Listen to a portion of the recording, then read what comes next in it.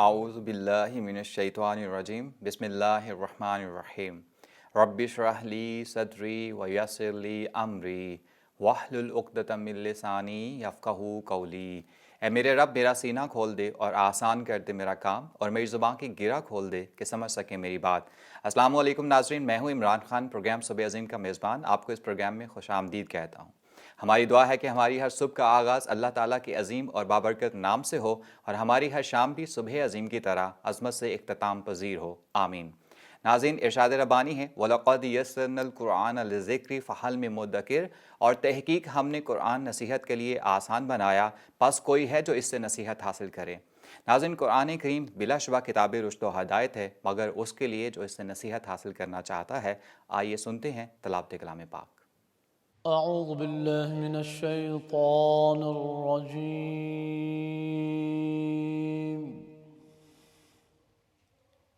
بسم اللہ الرحمن الرحیم۔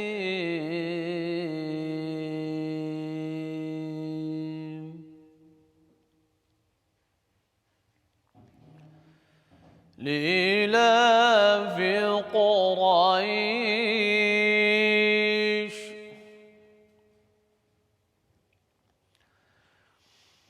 إيلافهم رحلة الشتاء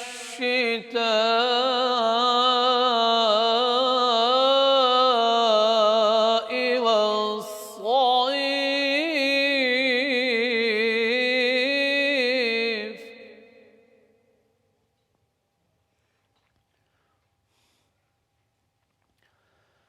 فليعبدوا رب هذا البيت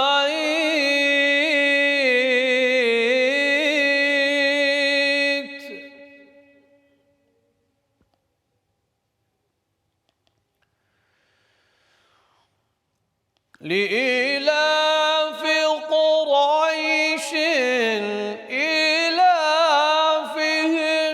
رحلة الشتاء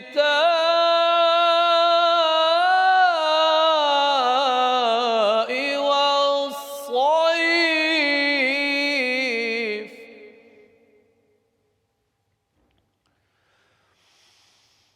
فليعبدوا رب هذا البيت الذي أطعمهم من جوع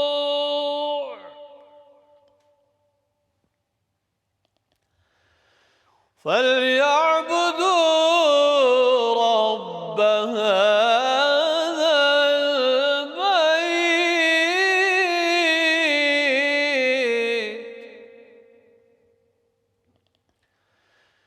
الذي أطعمهم من جوع وآمنهم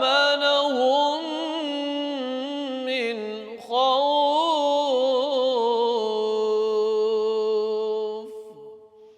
صدق اللہ العظیم۔ سبحان اللہ، ماشاء اللہ۔ ناظرین، ارشاد ربانی ہے وَيَتَفَكَّرُونَ فِي خَلْقِ السَّمَاوَاتِ وَالْأَرْضِ، اور وہ آسمانوں اور زمین کی تخلیق پر غور و فکر کرتے رہتے ہیں۔ ناظرین، غور و فکر ایک ذہنی عمل کا نام ہے جس میں انسان کسی ایک نقطہ یا مشاہدہ کی گہرائی میں سفر کرتا ہے۔ اللہ تعالیٰ نے تمام الہامی کتابوں اور بالخصوص قرآن کریم میں غور و فکر پر بہت زور دیا ہے۔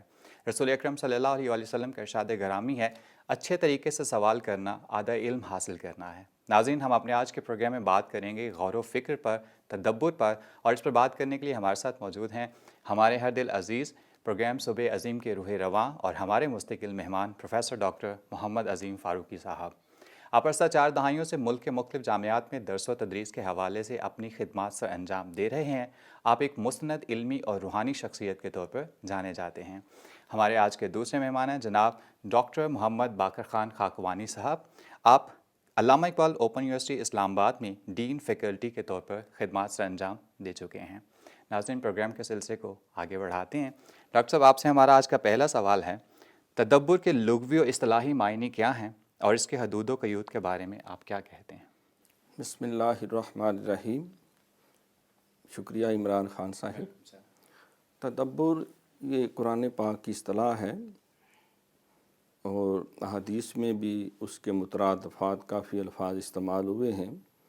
اللہ کریم کلام پاک میں ارشاد فرماتے ہیں افلا یتدبرون القرآن ام علی قلوب اقفالها، کہ تم قرآن میں تدبر کیوں نہیں کرتے، کیا ان کے دلوں پہ تالے چڑھے ہوئے ہیں؟ تو تدبر کا لفظی معنی ہوتا ہے غور و فکر کرنا، گہرائی میں جانا۔ جیسا کہ ابھی آپ بتا رہے تھے کہ باطل خیالات اور توہمات سے اپنے ذہن کو جھٹک کر دور کر کے اپنے اصل ٹارگٹ کو فوکس کرتے ہوئے اپنی جسمانی، ذہنی اور جذباتی ساری قوتوں کو صرف کرنا، اور اس کی گہرائی میں جا کر وہ کشف اور وہ عرفان اور وجدان حاصل کرنا جو انسان کا مطمع نظر ہے۔ لیکن شریعت کی اصطلاح میں تدبر اور تفکر، کیونکہ قرآن پاک میں کم و بیش 1000 آیات ایسی ہیں جس میں اللہ تعالیٰ نے اس کا حکم دیا ان فی خلق السماوات والارض واختلاف اللیل والنہار لآیات لأولی الالباب۔ یہ بھی ارشاد فرمایا کہ بے شک زمین و آسمان کی تخلیق میں، رات اور دن کے آنے جانے میں عقل مندوں کے لیے بڑی نشانیاں ہیں۔ پھر یہ بھی فرمایا افی اللہ شک فاطر السماوات والارض، کیا تمہیں اس میں اللہ کے بارے میں شک گزرتا ہے جس نے اتنا بڑا زمین و آسمان بنایا؟ افلا یاتا، پھر یہ فرمایا کہ افلا ینظرون الی الابل کیف خلقت والی السماء کیف رفعت والی الجبال کیف نصبت والی الارض کیف سطحت فذکر انما انت مذکر لست علیہم بمسیطر۔ کیوں نہیں تم دیکھتے اونٹ کی طرح ہم نے کیسے پیدا کیا، آسمان کی طرف کیسے بلند کیا، اور پہاڑوں کی طرف کیسے گاڑ دیے، زمین کی طرف کیسے بچھا دیا۔ تو اس میں بہت ساری نصیحت کے لیے تعلیمات ہے تمہارے لیے، تمہیں چاہیے کہ اسے نصیحت حاصل کرو۔ تو اس اعتبار سے یہ ایک عبادت ہے۔ حضور علیہ الصلوۃ والسلام کا فرمان ہے کہ ایک لمحے کا غور و فکر جو ہے وہ ساری رات کی عبادت سے بہتر ہے، کیونکہ اس کے نتیجے میں جو انسان کے علم و عرفان کے سوتے پھوٹتے ہیں اور راہیں کھلتی ہیں، اور انسان کو اپنا محاسبہ کرنے، اپنے معاملات کا جائزہ لینے، اپنی راہوں کو متعین کرنے کا جو موقع ملتا ہے، تو وہ اسی کا مرہون منت ہے۔ لیکن اس کی کچھ حدود و قیود بھی ہیں۔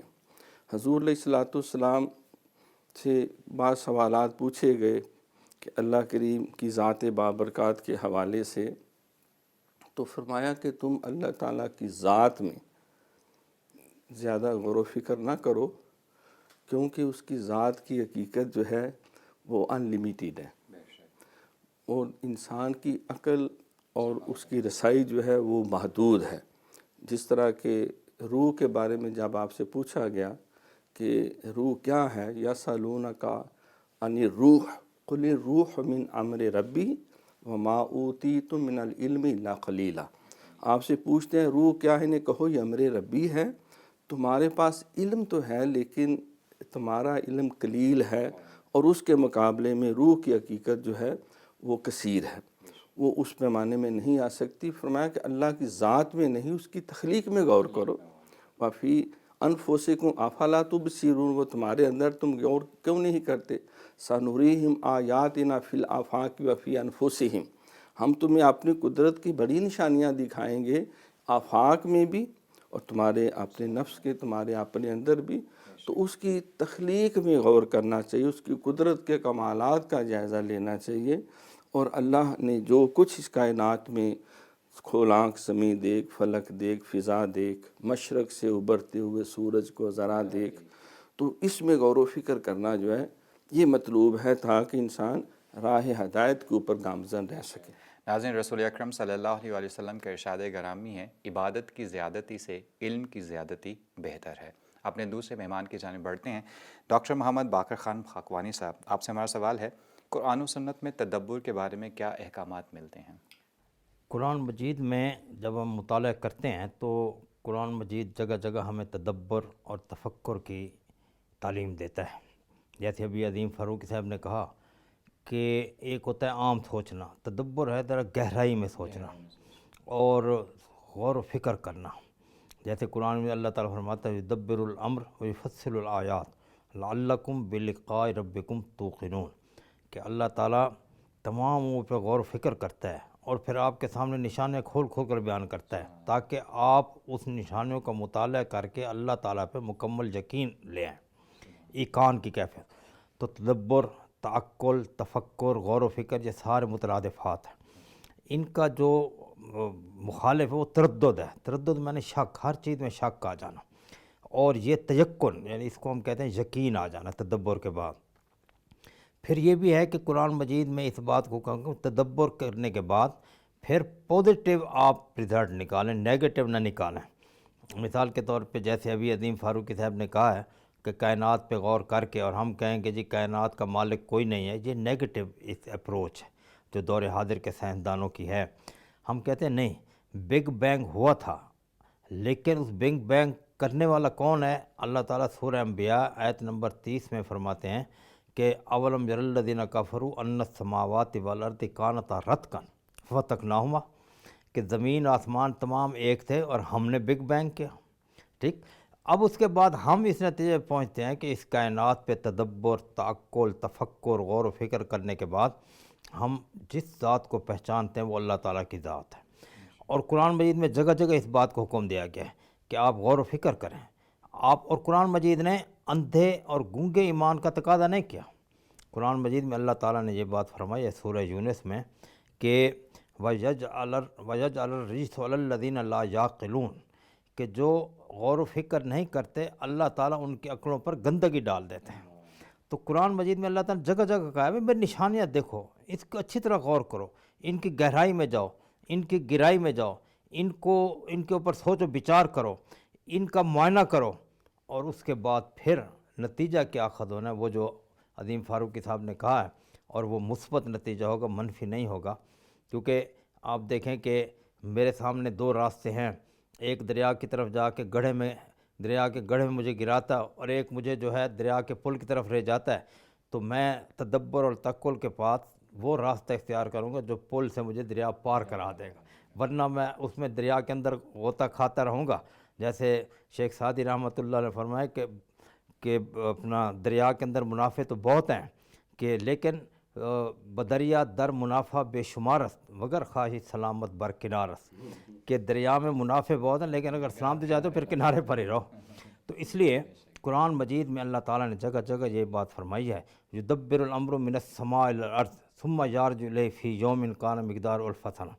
اللہ تعالیٰ خود بھی غور فکر کر کے ساری چیزوں کو اللہ تعالیٰ نے بنایا ہے. اور ہم دیکھتے ہیں کہ اللہ تعالیٰ کی اس بناوٹ کے اندر کہیں بھی تفاوت نہیں ہے. بچہ پیدا ہوتا ہے، پیدا ہونے سے پہلے اس کے دو ملازم ماں باپ اس کے پیدائش سے 3 مہینے پہلے اس کے بارے میں سوچنا شروع کر دیتے ہیں اس کی فلاں چیز لیں فلاں چیز لیں. اللہ تعالیٰ نے ایسا انتظام بنایا. اچھا اب مجھے پیاس لگی، اللہ تعالیٰ نے زمین کے اندر پانی رکھا ہوا ہے. اچھا مجھے بھوک لگی، اللہ تعالیٰ نے انواع و اقسام کے فروٹ انواع چیزیں رکھی. قرآن ان تعدوا نعمت اللہ لا تحصوها، اگر تم اللہ کی نعمتوں گنو گے تم شمار ہی نہیں کر سکتے. اور حقیقت ہے. اب مثال کے طور پہ ہم نے ابھی چائے پی ہے، اب اس چائے کے اندر کم از کم 50 چیزیں ہوں گی، چینی ہوگی، پتی ہوگی، دودھ ہوگا، اور اس کے بعد پھر کپ ہے، پھر اس کے بعد اور اس دودھ ہر کے پیچھے قسم کی پلاننگ اللہ نے کر کے اللہ ہمیں اس تعالیٰ نے دنیا میں کر کے. بھیجا ہے. بے شک. تو تدبر سے مراد یہی ہے کہ ہم گہرا غور و فکر کریں، اور قرآن کا یہ حکم ہے. ناظرین، اللہ تعالیٰ نے ہم سے گونگے اور بہرے ایمان کا تقاضا نہیں کیا ہے. اللہ نے ہمیں قرآن حکیم میں بار بار غور و فکر اور تدبر کا حکم دیا ہے. گفتگو کا سلسلہ بھی جاری ہے. وقت ہو ایک چھوٹے سے وقفے کا، ملتے ہیں وقفے کے بعد.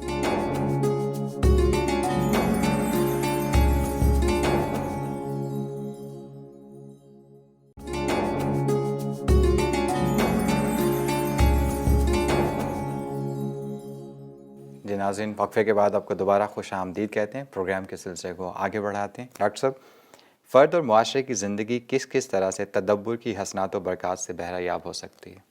تدبر اور تفکر یہ انسان کا بہت بڑا وصف ہے جو اللہ کریم نے اس کو عطا فرمایا۔ دیکھیں سورہ رحمان میں اللہ کریم نے بار بار اس تکرار کے ساتھ فَبِأَيِّ آلَاءِ رَبِّكُمَا تُكَذِّبَانِ، میں نے تمہیں یہ نعمت بھی دی، تمہیں وہ نعمت بھی، تمہیں زمین و آسمان، پورا قرآن اس سے بھرا ہوا ہے۔ لیکن سورہ رحمان میں ساری نعمتوں کے بعد فرمایا کہ میں نے ایک بہت بڑا تجھ پہ کرم کیا کہ تمہیں عقل دی ہے، شعور دیا ہے، غور و فکر کی صلاحیت بخشی ہے۔ تو اگر یہ انسان کے دماغ سے تھوڑی دیر کے لیے نکال لی جائے، جسم بھی پورا ہو، لباس بھی ٹھیک ہو، باقی سارے وسائل بھی میسر ہوں، صرف اس کے اندر سے تدبر نکال لیں تو اس کو رسیوں سے یا زنجیروں سے باندھ کر جو ہے وہ پاگل خانے میں بند کر دیتے ہیں کہ کہیں یہ دوسروں کو بھی نقصان نہ دے، اپنی بھی جان نہ کہیں ضائع نہ کر لیں۔ تو اللہ کریم نے جانور پیدا کیے تیری وفا کے واسطے، کھیتیاں سرسبز ہیں تیری غذا کے واسطے، یہ چاند سورج اور ستارے ہیں ضیاء کے واسطے، یہ سارا جہاں تیرے لیے اور تو خدا کے واسطے۔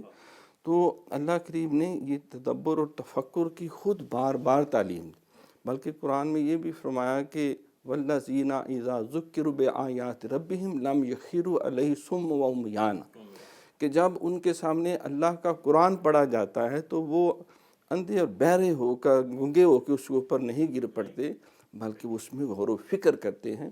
حالانکہ یہ سمجھا جاتا ہے کہ بھئی اب قرآن آ گیا ہے تو لہٰذا بلائنڈ فیتھ، نو کمنٹس، اب حدیث رسول آ گئی ہے اب اس پہ کوئی بات نہیں، نو، بلکہ اللہ فرماتا ہے کہ تم اگر آنکھیں بند تھی تو کھول لو، کان تمہارے اگر بند تھے تو اب کھولو، اللہ کی آیت ہے، دیکھو یہ حکم کس کے لیے۔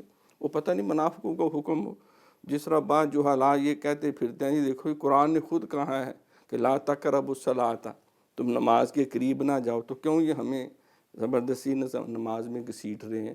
اور بھائی پوری آیت تو پڑھو، وَأَنْتُمْ سُکارا، اور وہ بھی حکم منسوخ ہو چکا ہے۔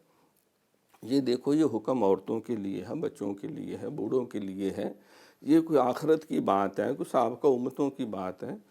تو اللہ نے یہ فرمایا کہ جب اللہ اور اس کے نبی کا بھی حکم ہو تو اس میں پورا تدبر و غور و فکر کرو۔ تو انفرادی طور پہ دیکھیں یہ جتنی ریسرچ ہے، تحقیق ہے، وہ ٹیکنالوجی کی ہو یا سائنس کی ہو، یہ ساری تدبر اور تفکر کا نتیجہ ہے۔ ہم ایک ہائپوتھیسس بناتے ہیں، ایک ریسرچ کویسچن ہوتا ہے، پھر اس پہ ہم جو ہے باقاعدہ نالج باقی علوم اکٹھا کرتے ہیں، جتنا اس کے اوپر جو ڈیٹا آج تک موجود ہے اس کو لے کے دیکھتے ہیں، پھر اس کی چھان پھٹک کرتے ہیں، پھر اس میں سے نئے مسائل کا حل نکالتے ہیں۔ تو گویا کہ یہ جتنی سائنسی تحقیق ہے، ترقی ہے، اب دیکھیں یہ آج تو ہم کہتے ہیں نا کہ شاید یورپ نے یہ سارا کمال ہے، یہ ساری تحقیق تو قرآن اور حدیث کی روشنی میں مسلمان سائنسدانوں نے کی۔ آپ ابن رشد کو دیکھیں، آپ فخر الدین رازی کو دیکھیں، قاسم زہرواری کو دیکھیں، بے شمار ایک پوری فہرست ہے مسلم سائنسدانوں کی، جنہوں نے بنو امیہ کے دور میں، بنو عباس کے دور میں، اور کارڈووا جو ہے وہ کرتبہ جو ہے جو مرکز تھا، جب علامہ اقبال بھی وہاں گئے تو انہوں نے بھی اس کے اوپر پھر بہت کچھ لکھا کہ، اور ایک خطاب نوجوانان اسلام جو ہے، پوری ان کی ایک نظم ہے کہ کبھی اے نوجوان مسلم تدبر بھی کیا تو نے، وہ کیا گردوں تھا جس کا تو ہے ایک ٹوٹا ہوا تارا، تجھے پالا ہے اس قوم نے آغوش محبت میں، کچل ڈالا تھا جس نے پاؤں میں تاج سرے دارا، تمہیں آبا سے اپنے کوئی نسبت ہو نہیں سکتی، تو گفتار وہ کردار، تو ثابت وہ سیارہ، گنوا دی ہم نے جو اسلاف سے میراث پائی تھی، ثریا سے زمین پہ آسمان نے ہم کو دے مارا۔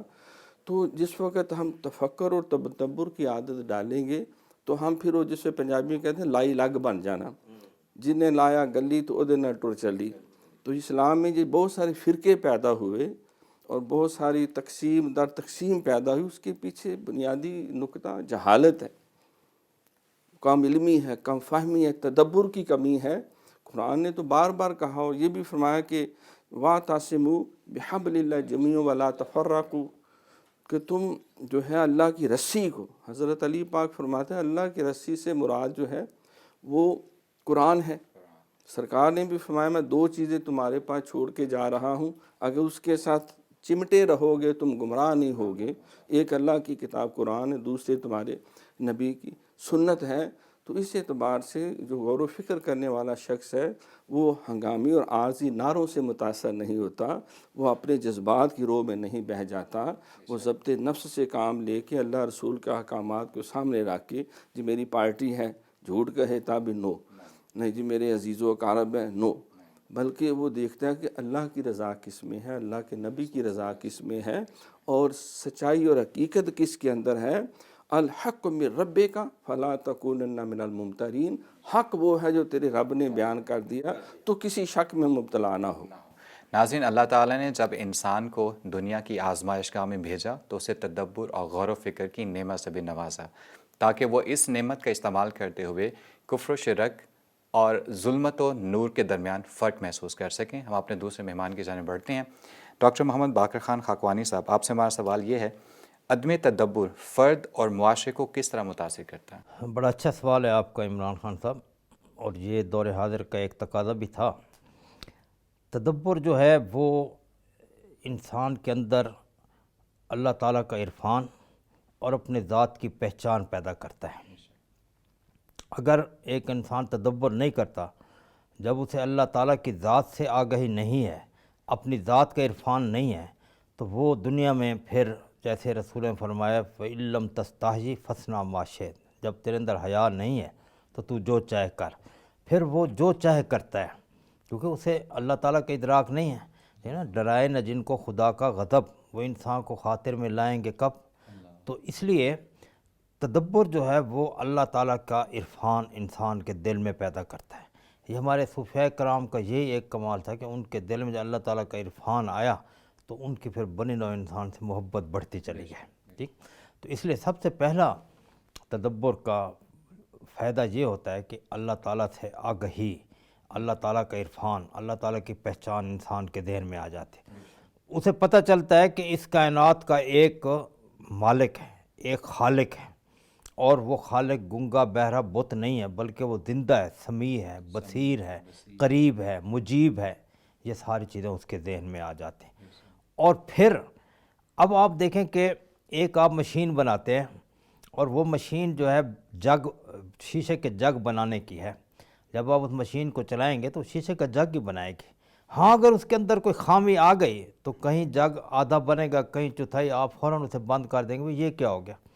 یہ صورتحال تدبر کی ہے۔ جب آدمی تدبر کے مقامات سے گزرتا ہے، سوچ و بچار کرتا ہے، تو پھر اللہ کا صحیح بندہ بنتا ہے، اور پھر اس کے اندر سے جو بھی اعمال نکلتے ہیں وہ بنی نوع انسان کے فائدے کے لیے ہوتے ہیں، اس کے اپنے فائدے کے لیے بھی ہوتے ہیں، پھر بنی نوع انسان کے فائدے کے لیے بھی ہوتے ہیں۔ جیسے آپ دیکھیں کہ انسان جب سوچتا ہے کہ جی میں اپنی بیوی کے ساتھ، آج خان کی بیوی کے ساتھ میں ظلم کروں، تو اسے اللہ تعالیٰ کی ذات کا ادراک ہوتا ہے، کہتا ہے کہ آج میں نے جو ظلم کیا تو یہ قیامت دن الظلم ظلمات یوم القیامہ، قیامت دن اندھیرا بن کے مجھے جکڑ لے گا۔ وہ اس سے رک جاتا ہے۔ کسی اور پہ زیادتی کرنا چاہتا ہے تو اسے تدبر کیا ہوتا ہے اس نے کہ اللہ تعالیٰ کیا ہے، اسے پتہ ہوتا ہے کہ میں اندھیرے کے اندر بھی اور 10 پردوں کے اندر بھی اگر برائی کروں گا تو اللہ تعالیٰ کو اس کا علم ہے، اور اللہ تعالیٰ نے مجھے اس کے قیامت دن اس تمام کا اس پہ پکڑ کرنی ہے، اور اس کا مجھے اچھی بات ہوگی تو اجر دینا ہے، اگر بری بات ہوگی تو اس پہ اللہ تعالیٰ نے مجھے جو ہے سزا دینی ہے۔ تو اس لیے اپنی ذات کا اللہ تعالیٰ کا ادراک ہوتا ہے، اپنی ذات کی پہچان ہوتی ہے، اور اس کے نتیجے میں معاشرے پہ یہ اثر پڑتا ہے کہ معاشرے کے اندر اس کے ذریعے سے ایک امن اور سکون، پریم، اچھی مٹھاس، شہد اور شیرینی کی لہریں بہنا شروع ہو جاتی ہیں۔ بے شک ناظرین، تفکر اور تدبر سے انسان خدا کو بھی پہچانتا ہے اور اپنے آپ کو بھی پہچانتا ہے۔ گفتگو کا سلسلہ بھی جاری ہے، وقت ہو ایک چھوٹے سے وقفے کا، ملتے ہیں وقفے کے بعد۔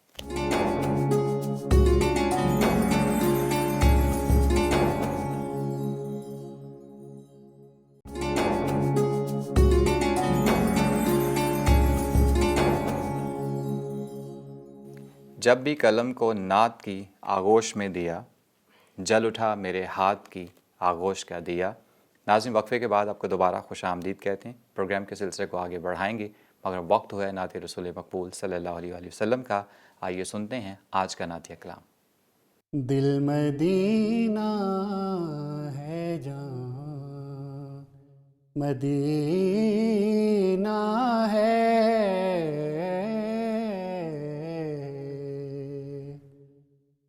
میرا سینہ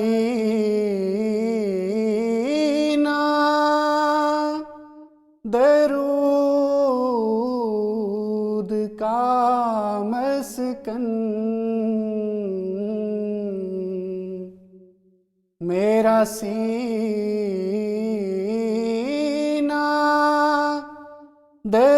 درود کا مسکن میں جہاں ہوں وہاں مدینہ ہے میں جہاں ہوں وہاں مدینہ ہے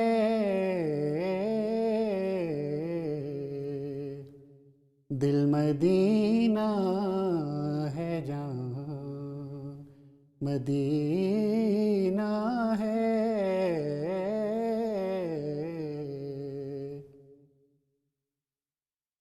داغ دھلتے ہیں زخم سلتے ہیں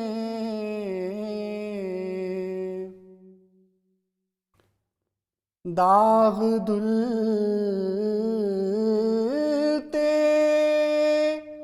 ہیں زخم سلتے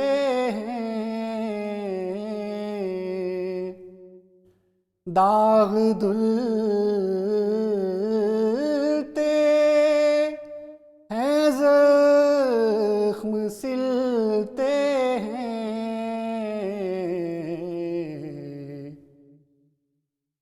شہر بقیہ گراں مدینہ ہے شہر بقیہ گراں مدینہ ہے دل مدینہ ہے جہاں مدینہ ہے ماشاء اللہ سبحان اللہ. ناظرین پروگرام کے سلسلے کو آگے بڑھاتے ہیں. ڈاکٹر صاحب صوفیاء کرام کے ہاں مراقبہ اور تدبر میں کیا فرق ہے اور اس کی حیثیت کا تعین بھی کیجیے گا. دل دریا سمندروں ڈونگے تے کون دلا دیا جانے وچے بیڑے وچے جیڑے وچے وج مہانے ہو تے 14 طبق دلے دے اندر تمبو وانگو تانے ہو. تو طریقت اور تصوف جو ہے اگر اس کو ایک جملے میں عرض کروں تو وہ تطہیر فکر و عمل کا نام ہے کہ انسان ذکر کے ذریعے عبادت کے ذریعے تدبر و تفکر کے ذریعے جیسے کہ کلام پاک میں اللہ نے فرمایا کہ وَاعْبُدْ رَبَّكَ حَتَّى يَأْتِيَكَ الْيَقِينُ اللہ کی اس قدر عبادت کرتے کرتے تو یقین کے درجے تک چلا جائے. اس کا بعض نے مراد جو ہے وہ موت بھی لیا ہے کہ یا ایھا الذین آمنوا اتقوا اللہ حق تقاتہ ولا تموتن الا وانتم مسلمون. تو تدبر اور تفکر جو ہے انسان کی تخلیق کے مقصد کو اللہ نے ایک آیت میں بیان کیا وما خلقت الجن والانس الا لیعبدون. زندگی آمد برائے بندگی زندگی بے بندگی شرمندگی کہ جنوں اور انسانوں کو اللہ نے اپنی عبادت کے لیے پیدا کیا. اب لیعبدون قرآن پاک کے پہلے جن کو مفسر رئیس المفسرین کہا جاتا ہے حضرت عبداللہ بن عباس رضی اللہ تعالیٰ عنہ، ان سے پوچھا گیا لیعبدون کا یہاں کیا مفہوم ہے؟ تو انہوں نے فرمایا لیعبدون اے لیعرفون کہ اللہ نے اپنی معرفت کے لیے یعنی انسان اور جنات کو پیدا کیا ہے کہ ایسی عبادت نہ ہو جو اندھی اور بہری ہو. تیری نماز بے سرور تیرا امام تیری نماز بے سرور تیرا امام بے حضور. ایسی نماز سے گزر ایسے امام سے گزر جن کا عمل ہے بے غرض ان کی جزا کچھ اور ہے. حور و خیام سے گزر، بادہ و جام سے گزر، سوداگری نہیں یہ عبادت خدا کی ہے، نا سمجھ جزا کی تمنا بھی چھوڑ دے۔ تو سرکار نے بھی فرمایا کہ لا صلاۃ الا بحضور القلب، وہ نماز کوئی نماز نہیں جس میں حضور قلب نہیں۔ حضور قلب کیا ہے؟ ان تعبد اللہ کانک ترا، سرکار نے فرمایا کہ تو ایسے اللہ کی عبادت کر گویا کہ تو اس کو دیکھ رہا ہے۔ اب یہ دیکھنا یہ تدبر اور تفکر کے بغیر ممکن نہیں ہے، یہ اللہ کی عظمتوں کو پہچانے بغیر ممکن نہیں۔ دیکھو اسلام کے جو 5 بنیادی عقائد ہیں، توحید، رسالت، کتب، ملائکہ، آخرت، ان سب کے اوپر جب تک تدبر نہیں کریں گے، دیکھو یہ صوفیاء کی کتابوں میں تو یہاں تک لکھا ہے کہ جو اللہ کی معرفت کے بغیر اس دنیا سے چلا گیا وہ حرام موت مرا۔ تو من عرف نفسہ فقد عرف ربہ، تو جس نے اپنی حقیقت کو پہچانا، اپنے آپ کو، اس نے اللہ کو پہچان لیا۔ تو اس لیے صوفیاء کرام کے ہاں یہ ذکر کے جتنے بھی حلقے ہیں، یہ جتنی عبادات ہیں، اور اس کے لیے ایک طریقہ جو ہے وہ مراقبہ بھی ہے۔ اگر ہم کہیں تو طریقت اور تصوف سارے بزرگوں کی تعلیمات کو سامنے رکھتے ہوئے 3 چیزیں اس میں آتی ہیں۔ پہلے نمبر پہ رابطہ، یعنی شیخ کی مجلس و صحبت، سنگت جو ہے جس کو بیعت کہتے ہیں۔ دوسرا ہے ذکر، الا بذکر اللہ تطمئن القلوب واذکر ربک فی نفسک۔ تو تیسرے نمبر پہ آتا ہے مراقبہ۔ اب مراقبہ جو ہے اس کا یہ تفکر، تدبر، عبادت، ریاضت، جب ہر شے ایک جگہ جمع ہو جائے تو اس کے بعد انسان جس رتبے اور مقام تک پہنچتا ہے وہ مراقبہ ہے، کہ پھر انسان اپنی حقیقت کو پہچانتا ہے، اللہ کی معرفت حاصل کر کے۔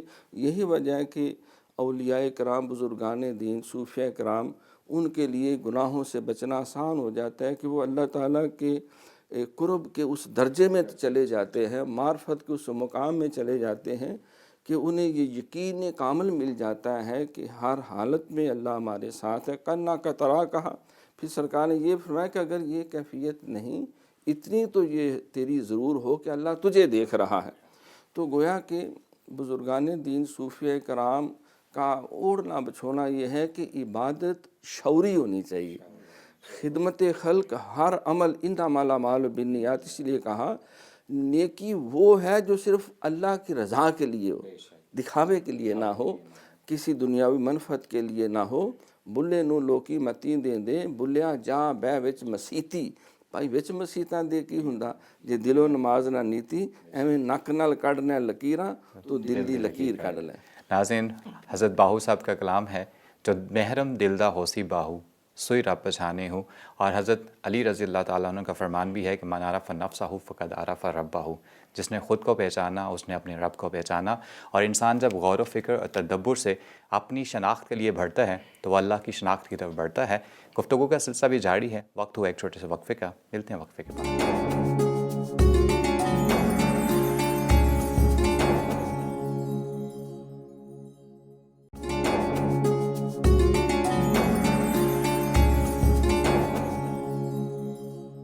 ناظرین، وقفے کے بعد آپ کو دوبارہ خوش آمدید کہتے ہیں۔ پروگرام کے آخری حصے کی طرف بڑھتے ہیں۔ پروگرام کے آخر میں ہم اپنے دونوں معزز مہمانان گرامی سے سوال کرتے ہیں، اور ہمارا آج کا آخری سوال ہے، نوجوان نسل میں تدبر کا وصف کیوں کر پیدا کیا جا سکتا ہے؟ ڈاکٹر محمد باقر خان خاکوانی صاحب۔ بڑا اچھا سوال ہے، آپ جو دور حاضر کے تناظر میں سوال کرتے ہیں اس سے مجھے بڑی خوشی ہوتی ہے۔ تھینک یو سو مچ۔ تو اس میں جیسے ابھی عظیم فاروقی صاحب نے شعر پڑھا، علامہ اقبال رحمۃ اللہ علیہ نے یہی بات کہی کہ کبھی اے نوجوان مسلم تدبر بھی کیا تو نے۔ تو نوجوانوں کو اسلام نے تدبر کی دعوت دی ہے، اس لیے دوسری جگہ علامہ اقبال رحمۃ اللہ علیہ گرچہ ہے دل ربا بہت حسن فرنگ کی بہار، طائر کے بلند بام دانہ دام سے گزر۔ تو ہمارے جتنے بھی اس وقت نوجوان ہیں ان کو چاہیے کہ وہ قرآن مجید اور سنت رسول کا تدبر اور تعقل اور تفکر کے ساتھ مطالعہ کریں، اور یورپین اور مغربی تہذیب کے پیچھے نہ دوڑیں، کیونکہ یہ تو ایک سراب ہے، ٹھیک ہے نا۔ جیسے علامہ اقبال نے فرمایا کہ عقابی روح بیدار ہوتی ہے جب جوانوں میں، نظر آتی ہے ان کو اپنی منزل آسمانوں میں، اور نہ ڈھونڈ اس شے کو تہذیب حاضر کی تجلی میں کہ پایا میں نے استغنا میں معراج سلیمانی۔ تو جو آج کا جو نسل ہے نوجوان، وہ قرآن و فکر پہ قرآن و حدیث پہ غور و فکر کرے۔ اس وقت میں آپ کو یہ بات علی وجہ البصیرت بتا رہا ہوں کہ اگر کسی قوم کے پاس رسول ہے تو صرف مسلمانوں کے پاس ہے، ہندوؤں کے پاس کوئی رسول نہیں۔ دیکھیں آپ نے کبھی سنا ہے سیرت داؤد علیہ السلام، سیرت موسیٰ علیہ السلام، سیرت عیسیٰ علیہ السلام، سیرت نبی صلی اللہ علیہ وسلم، سیرت محمد صلی اللہ علیہ وسلم، پیغمبر اعظم ہمارے پاس؟ اور آپ ایک کامل انسان تھے، اور آپ کے سیرت کا مطالعہ اور قرآن میں مطالعہ کے انسان کو کامل اکمل مکمل بناتا ہے، بے شک اور وہ دنیا میں بھی کامیاب ہوتا ہے اور آخرت میں بھی کامیاب ہوتا ہے۔ آج دیکھیں کہ دنیا میں جتنا فساد ہے اس کی وجہ یہ ہے کہ اسلامک انٹرنیشنل لا کو چھوڑ کر اور یورپین انٹرنیشنل لا کے پیچھے چل رہے ہیں، جس کی وجہ سے یہ کرونا کا ایک عذاب ہمارے اوپر آیا۔ اس کے بعد آپ عراق کے اندر دیکھیں، شام کے اندر دیکھیں، لوگوں کی لاشیں تو اس لیے نوجوان جو ہے وہ مغربی تہذیب کے پیچھے نہ دوڑیں، ہمارے رسول اکرم صلی اللہ علیہ وسلم سیرت کا مطالعہ کریں، قرآن کا مطالعہ کریں، حدیث کا مطالعہ کریں۔ جیسے ابھی ہمارے خلفائے راشدین ہیں، ان کا مطالعہ کریں، انہوں نے دنیا میں کامیابی سے اپنا ساری دنیا میں کامیابی کا ڈنکا بچایا ہے، انسانیت کا درس دیا ہے۔ تو لہذا نوجوانوں کے لیے تدبر کے سلسلے میں یہ پیغام ہے کہ ایک تو وہ اپنی سمت متعین کریں، اور وہ سمت رسول اکرم صلی اللہ علیہ وسلم کی ذات اقدس ہو۔ اس کے بعد مغربی تہذیب کے پیچھے نہ چلیں۔ اس کے بعد تیسرا یہ ہے کہ ہر چیز کا تقابلی جائزہ لیں۔ جیسے ابھی عظیم فاروق صاحب نے بتایا کہ قرآن مجید کو صرف گنگے بہرے اندھوں کی طرح نہیں پڑھنا ہے، بلکہ اس کا تقابلی جائزہ لینا ہے کہ یورپ نے جو پیغام دیا وہ حق ہے، یہ قرآن مجید کا پیغام حق ہے۔ اور یہ اللہ تعالیٰ جگہ جگہ فرماتے ہیں کہ افلا یتدبرون القرآن ام علی قلوب اقفالها، کیا دلوں پہ تالے لگے ہوئے ہیں، اس پہ غور و فکر نہیں کرتے؟ پھر اللہ تعالیٰ نے دوسرے کو فرمایا کہ انتم اشد خلقا ام السماء بناہا، کیا ایک انسان کی تخلیق زیادہ مشکل ہے یا آسمان اتنا بڑا جسے میں نے بنایا کہ آج تک سائنسدان یورپ کے اکٹھے ہو کے اس کی وسعت کے کسی ایک ذرے تک بھی نہیں پہنچ سکے۔ تو اس لیے تیسری بات یہ ہے آج کے نوجوان کے لیے، اس آج ہمارے جو مذاکرہ ہے اس کے پیغام کہ وہ تقابلی جائزہ لے، یورپ کو بھی سامنے رکھے، اور اس کے بعد اسلام اور قرآن اور حدیث کے تمام چیزوں کو بڑی گہرائی اور گہرائی سے اس کو مطالعہ کرے، اور پھر مثبت نظریے کی طرف چلے تاکہ دنیا امن کا گہوارہ بنے، اور دنیا میں محبت ہو، اور دنیا میں لوگ جو ہے وہ دین کی طرف لوٹیں، اور یہ آہیں سسکیاں خون کی نہریں جیسے آج ہم ہندوستان میں دیکھتے ہیں ساری چیزیں ختم۔ بے شک۔ ناظرین اپنے دوسرے مہمان کی جانب بڑھتے ہیں۔ ڈاکٹر صاحب آپ اس ضمن میں کچھ کہنا چاہیں گے؟ علامہ اقبال، ہم سمجھتے ہیں کہ آپ حکیم الامت بھی ہیں اور یقیناً نوجوانوں کے شاعر بھی ہیں۔ انہوں نے بڑے خوبصورت انداز میں کہا کہ تیرے دریا میں طوفان کیوں نہیں ہے، تیرے دریا میں طوفان کیوں نہیں ہے، خود ہی تیری مسلمہ کیوں نہیں ہے، ابس ہے شکوہ تقدیر یزداں، تو خود تقدیر یزداں کیوں نہیں ہے، اور عقابی روح جب بیدار ہوتی ہے جوانوں میں، نظر آتی ہے ان کو اپنی منزل آسمانوں میں، نہیں تیرا نشیمن قصر سلطانی کے گنبد پر، تو شاہی ہے بسیرا کر پہاڑوں کی چٹانوں میں۔ تو حضرت اقبال جو ہیں وہ مجدد ہیں اس صدی کے لیے۔ انہوں نے وہ قوم جو 200 سال سے غلامی کی دلدل میں پھنسی ہوئی تھی، دل لے گی ان کا 200 کی غلامی، دارو کوئی سوچ ان کی پریشان نظری کا، تو انہوں نے جس طرح اس کو بیدار کیا، ان کے اندر وہ روح پھونکی، ان کے اندر وہ بیداری کا جذبہ اور حریت کا جذبہ اور اسلامی حمیت پیدا کی کہ یہ قوم جو ہے کہ آئینے نو سے ڈرنا، طرز کہن پہ اڑنا، منزل یہی کٹھن ہے قوموں کی زندگی میں۔ اور جس طرح ہم مغربیت زدہ ہو چکے تھے، وہ انگریز کے متحد رہ کے اس کی غلامی میں رہ کے تو جو حالات بن چکے تھے، تو انہوں نے تدبر اور تفکر کو مسلمانوں کے اندر انفیوز کیا، اور ساتھ ساتھ یورپ کا اصل چہرہ بھی دکھایا کہ بھئی دیار مغرب میں رہنے والوں، خدا کی بستی دکان نہیں ہے، کھرا جسے تم سمجھ رہے ہو وہ ذرے کا معیار ہوگا، تمہاری تہذیب اپنے خنجر سے خدا خودکشی کرے گی، جو شاخ نازک پہ آشیانہ ہوگا نا پائیدار ہوگا۔ کہ یورپ میں بہت روشنی علم و ہنر ہے، حق یہ ہے کہ بے چشم حیواں ہے یہ ظلمات، یہ علم، یہ حکمت، یہ تدبر، یہ حکومت، پیتے ہیں لہو دیتے ہیں تعلیم مساوات، بیکاری و ریانی و میخاری و افلاس، کیا کم ہے فرنگی مدنیت کی فتوحات، وہ قوم کے فیضان سماوی سو محروم حد اس کے کمالات کی ہے، برق و بخارات ڈھونڈنے والا ستاروں کی گزرگاہوں کا، اپنے افکار کی دنیا میں سفر کر نہ سکا، جس نے سورج کی شعاؤں کو گرفتار کیا، زندگی کی شب تاریک سحر کر نہ سکا۔ تو مسلمان نوجوان کو مخاطب کر کے کہا تو اپنے تہذیب کی طرف دیکھ، جہاں بھی گروے غیر بدن بھی گروے غیر، افسوس کہ باقی نہ مکاں ہے نہ مکی ہے، یورپ کی غلامی پہ رضا مند ہوا تو، بھئی مجھ کو تو گلہ تجھ سے ہے، یورپ سے نہیں ہے۔ تو ان کو اپنی تہذیب حجازی سے جوڑا، قرآن سے جوڑا، اور وہ زمانے میں معزز تھے مسلمان ہو کر، اور ہم خار و تار کے قرآن خالق سے جوڑا۔ ان کا شکوہ جوا شکوہ پڑھیں، وہ ساری حقیقت یہاں ہو جاتی ہے کہ کس طریقے سے انہوں نے جو ہے اپنے دور کے نوجوانوں کو، آنے والی نسل کو، وہ جو تقریباً کہنا نہیں سے بانجھ ہو رہی تھی یا ہو چکی تھی، تو ان کو ہر طریقے سے اللہ اور اس کے رسول کے راستے پہ لائے۔ وہ فاقہ کش کے موت سے ڈرتا نہیں ذرا، کہ روح محمد اس کے بدن سے نکال دو، فکر عرب کو دے کر فرنگی تخیلات اسلام کو حجاز و یمن سے نکال دو۔ تو ان کو کہا تو حضور کی محبت کی طرف آ، قوت عشق سے پست کو بالا کر دے، دہر میں اس میں محمد سے اجالا کر دے، اور کی محمد سے وفا تو نے تو ہم تیرے ہیں، یہ جہاں چیز ہے کیا لوح و قلم تیرے ہیں۔ ناظرین، اللہ تعالیٰ کو غور و فکر کرنے کی اور تدبر کی صفت بہت پسند ہے۔ رسول اکرم صلی اللہ علیہ وسلم نے حضرت منظر بن عائذ رضی اللہ تعالیٰ عنہ کو مخاطب کر کے کہا تھا کہ اللہ تعالیٰ کو تم میں دو خوبیاں بہت پسند ہیں، ایک بردباری اور دوسرا ٹھہر ٹھہر کر غور و فکر کر کے کام کرنا۔ اللہ تعالیٰ سے دعا ہے کہ وہ ہمیں اور ہماری اولادوں کو غور و فکر کرنے کی صلاحیتوں سے نوازے، آمین ثم آمین۔ ناظرین، پروگرام سے متعلقہ اپنی قیمتی آراء سے ہمیں ضرور آگاہ کیجیے گا۔ آپ اپنے سوالات کے ذریعے ہمارے معزز مہمانان گرامی سے رہنمائی بھی حاصل کر سکتے ہیں۔ ہمارا ای میل ایڈریس اسکرین پر نمایاں ہو رہا ہے۔ پروگرام کے آخر میں آپ محظوظ ہوں آج کے منتخب شدہ کلام سے، اور ہمیں دیجیے اجازت، انشاءاللہ اگلے پروگرام میں آپ سے پھر ملاقات ہوگی۔ اللہ حافظ۔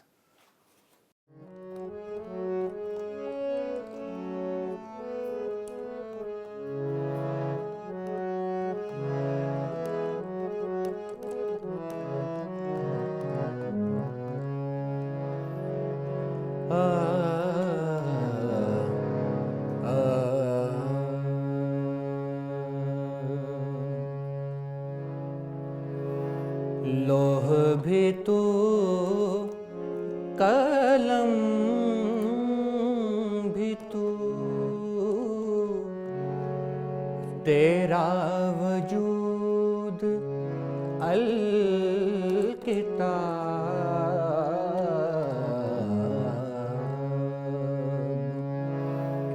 گنبد آبگین رنگ تیرے محیط میں حباب،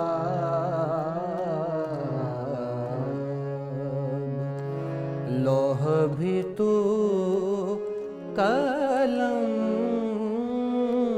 بھی تو۔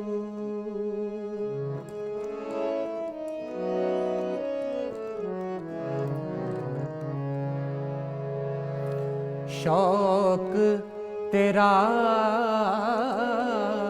اگر نہ ہو، میری نماز قائمہ، شوق تیرا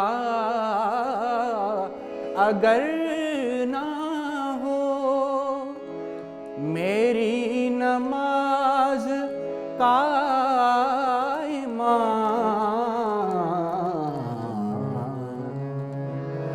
میرا قیام بھی حجاب،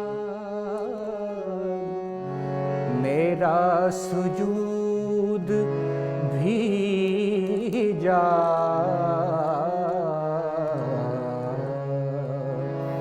لوح بھی تو قلم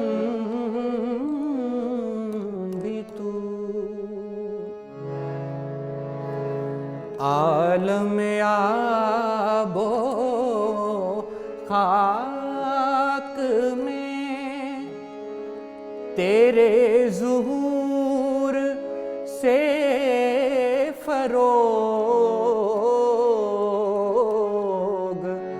عالم آب و خاک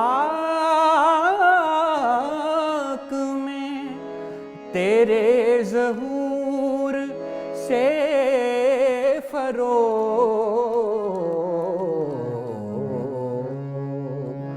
ذرائع ریگ کو دیا تو نے طلوع آفتاب،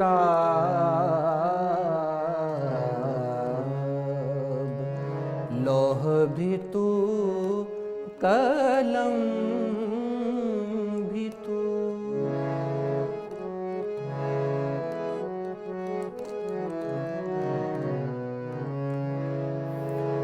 تیری نگاہ ناز سے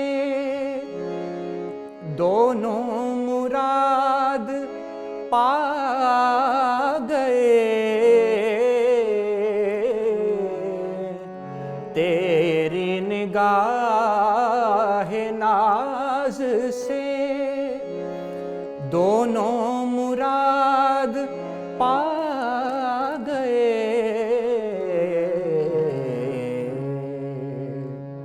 عقل غیاب و جستجو، عشق حضور و اضطراب، لوح بھی تو قلم بھی تو، تیرا وجود الکتاب،